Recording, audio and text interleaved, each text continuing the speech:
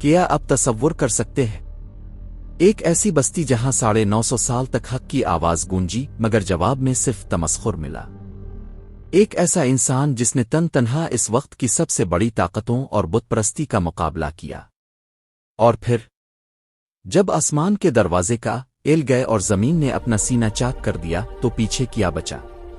یہ محض ایک طوفان کی کہانی نہیں ہے، یہ کہانی ہے صبر کی آخری حد کی، ایک باپ کے ٹوٹتے ہوئے دل کی، اور اللہ کے اس عذاب کی جس نے دنیا کا نقشہ ہمیشہ کے لیے بدل دیا۔ آج ہم اس عظیم پیغمبر کی زندگی کے ان گوشوں کو تلاش کریں گے جنہوں نے انسانیت کو ایک نیا جنم دیا۔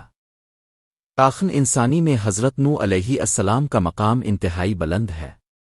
آپ کو آدم ثانی کہا جاتا ہے کیونکہ طوفان نوح کے بعد پوری انسانیت کا سلسلہ اب ہی کی نسل سے دوبارہ شروع ہوا۔ حضرت آدم علیہ السلام کے بعد یہ پہلا دور تھا جب انسان شرک کی تاریکیوں میں ڈوب چکا تھا۔ لوگ اپنے ہی ہاتھوں سے تراشے ہوئے بتوں کے سامنے سر مسجود تھے۔ اسی تاریکی میں اللہ تعالیٰ نے نوح علیہ السلام کو ایک چراغ بنا کر بھیجا۔ آپ کی دعوت صرف چند سالوں پر محیط نہ تھی بلکہ اپنے 9 صدیاں اپنی قوم کو پکارا۔ اس دستاویزی فلم میں ہم قرآن و حدیث کی روشنی میں دیکھیں گے کہ وہ کون سے حالات تھے جنہوں نے ایک عظیم الشان کائشتہ کی تعمیر کی راہ ہموار کی، اور وہ طوفان کیسا تھا جس نے کفر کا نام و نشان مٹا دیا۔ شرک کا آغاز۔ حضرت آدم علیہ السلام کے بعد کئی نسلوں تک لوگ توحید پر قائم تھے، لیکن وقت گزرنے کے ساتھ ساتھ شیطان نے انسانیت کو ورغلانے کا ایک نیا طریقہ ڈھونڈ نکالا۔ قوم میں کچھ نیک لوگ تھے جن کا نام ود، سوا، یغوث، یعوق اور نصر تھا۔ جب وہ وفات پا گئے تو شیطان نے لوگوں کے دلوں میں ڈالا کہ ان کی یاد تازہ رکھنے کے لیے ان کے مجسمے بنا لیے جائیں۔ آہستہ آہستہ نسلیں گزرتی گئیں اور لوگ بھول گئے کہ یہ مجسمے صرف یادگار تھے۔ اب ان کی عبادت شروع ہو چکی تھی۔ زمین پر یہ شرک کا پہلا باقاعدہ آغاز تھا۔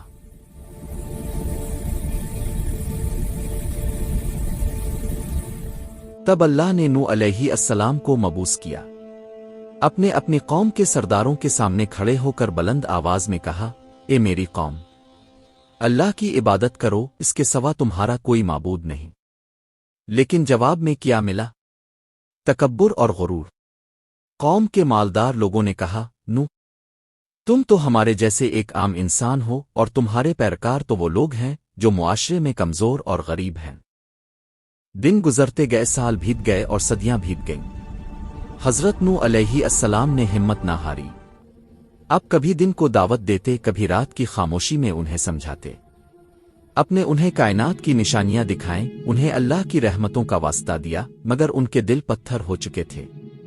قرآن بیان کرتا ہے کہ جب بھی نوح علیہ السلام انہیں بلاتے، وہ اپنے کانوں میں انگلیاں ٹھونس لیتے اور اپنے اوپر کپڑے لپیٹ لیتے تاکہ آپ کی آواز ان تک نہ پہنچ سکے۔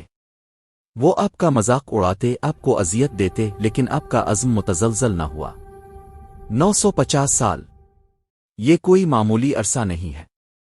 اس طویل مدت میں صرف چند درجن لوگ ایمان لائے۔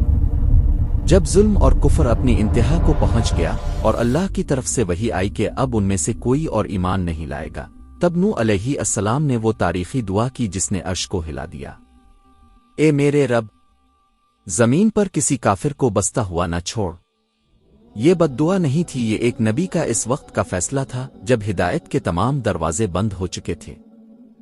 اللہ تعالیٰ نے نوح علیہ السلام کو ایک حکم دیا جس نے سب کو حیرت میں ڈال دیا، ایک عظیم کشتی تیار کرو۔ وہ علاقہ جہاں پانی کا کوئی نام و نشان نہ تھا، جہاں آس پاس کوئی سمندر نہ تھا، وہاں ایک عظیم الشان لکڑی کا ڈھانچہ تیار ہونا شروع ہوا۔ حضرت نوح علیہ السلام جنگلوں سے لکڑی لاتے اور تختے جوڑتے۔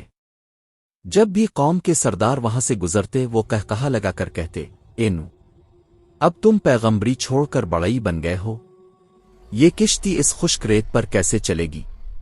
حضرت نوح علیہ السلام سکون سے جواب دیتے، آج تم ہم پر ہنستے ہو، عنقریب ایک ایسا وقت آئے گا جب ہم تم پر ہنسیں گے۔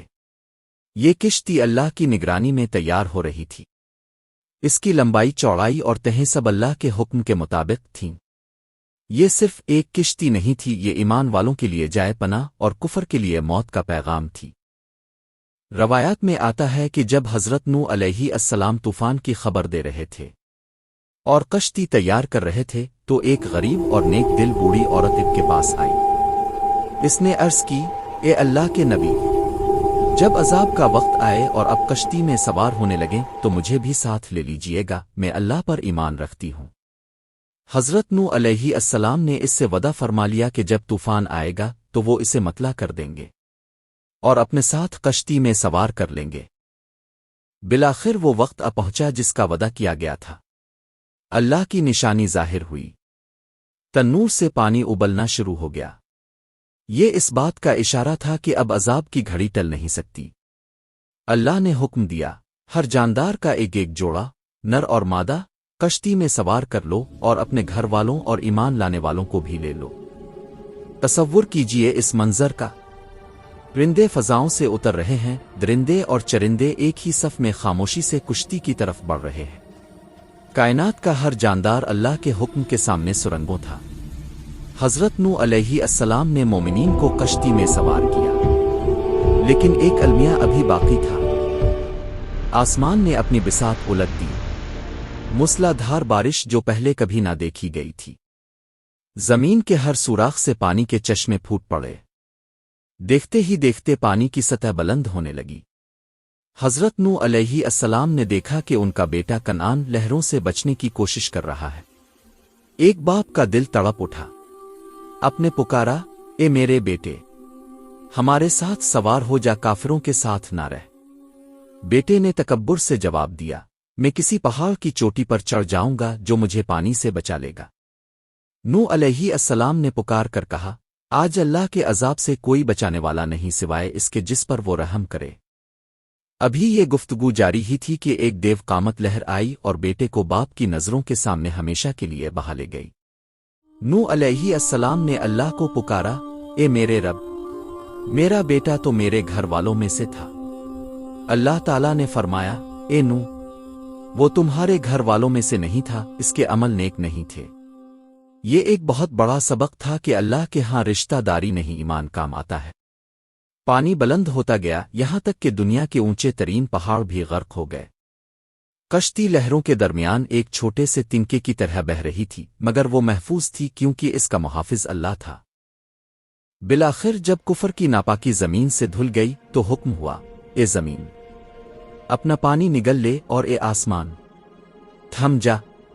کشتی جودی پہاڑ پر جا ٹھہری اور پانی خشک ہو گیا تو حضرت نوح علیہ السلام کو اچانک اس بوڑھی عورت کا اپنا وعدہ یاد آیا، جسے شدید اضطراب اور طوفان کی شدت میں بشرا تقاضے کے تحت حضرت نوح علیہ السلام اس بوڑھی عورت کو کشتی میں بٹھانا بھول گئے تھے۔ اب کو بہت دکھ ہوا اور اب اس کے گھر کی طرف گئے، یہ سوچ کر کہ وہ تو طوفان میں ہلاک ہو چکی ہوگی۔ لیکن جب اب وہاں پہنچے تو دیکھ کر حیران رہ گئے کہ وہ بوڑھی عورت اپنے جھونپڑے کے باہر بیٹھی ویسے ہی اپنے کام میں مصروف تھی جیسے طوفان سے پہلے تھی۔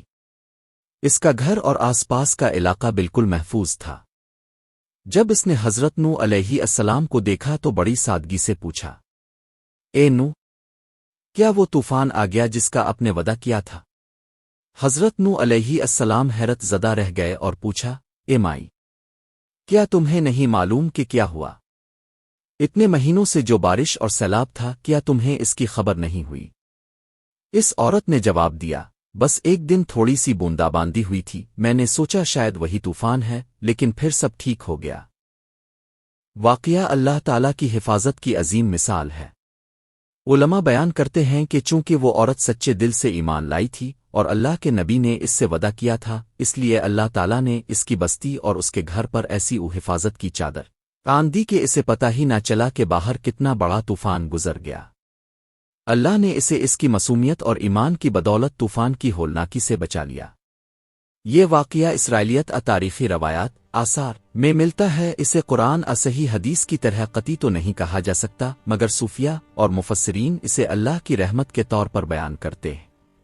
آج کی جدید دنیا میں بھی جب ہم گناہوں کے سمندر میں ڈوب رہے ہوں تو ایمان کی کشتی ہی واحد راستہ ہے جو ہمیں ہلاکت سے بچا سکتی ہے۔